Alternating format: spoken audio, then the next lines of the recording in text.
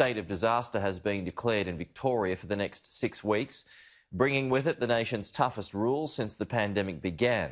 Metropolitan Melbourne is now under strict stage 4 restrictions and face the following rules. A curfew.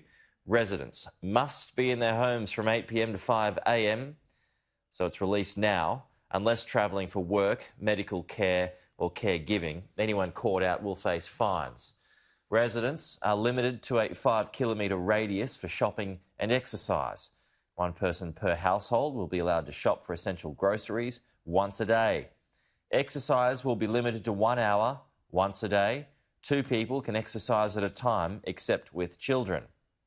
All students at all schools will return to remote learning. TAFE and university courses will also be remote. Funerals are limited to 10 people. However, all weddings are banned. Regional Victoria will enter stage 3 restrictions from midnight on Wednesday. Residents must only travel for essential shopping, care and work. It's after a week of staggering coronavirus case numbers peaking at 723 on Thursday. Yesterday, Victoria recorded 671 new cases and a further 7 deaths, 6 of those linked to aged care facilities. After 28 days of triple-figure new cases and a state death toll now at 123, Daniel Andrews pulls the trigger on stage 4. From 6 p.m. tonight, I am declaring a state of disaster. With it, major changes to the way Melburnians live. A curfew from 8 p.m. to 5 a.m, the only exceptions being for caregiving, medical treatment and work. In part, there's some shock and awe here. Exercise will be limited to 1 hour a day with one other person.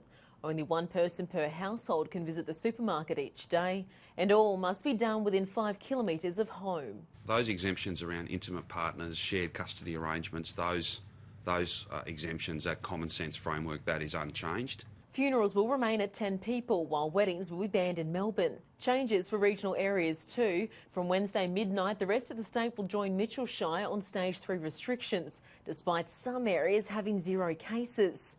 From Wednesday, all Victorian students will return to remote and flexible learning, bar special needs and children of essential workers. Childcare centres will be closed. Monday being a normal school day, Tuesday pupil-free day, Wednesday remote learning starts. So we'll be providing parents with that clarity once we finalise that very detailed, complex work around those defined industries. The blanket approach receiving backlash. They feel like the kid who's been kept back in class because of the actions of another kid. The teacher knows the kid who's been naughty, and yet they're punishing the entire class. Exactly what is an essential worker is set to be redefined when the government unveils drastic changes to workplaces as part of the lockdown. Supermarkets, butchers and bakeries will all remain open. Another category of businesses will be scaled back, while the remainder will be forced to close their doors for the 6 weeks. These steps are the ones we have to take. These are the decisions I've made, because anything short of this will not keep us safe. Despite being told not to panic, supermarket shelves once again stripped bare as Melburnians scrambled to stock up. If they shut down the abattoirs, how do we get fresh food? I'm a bit worried about the meat supplies running short. It's all very anxiety-inducing. It's pretty hard with a toddler stuck in a house. That advice ignored, the Chief Health Officer warning Victorians to obey the new lockdown rules. And that it will fail if a proportion of the population don't take it seriously. Andrea Crothers, Sky News, Melbourne.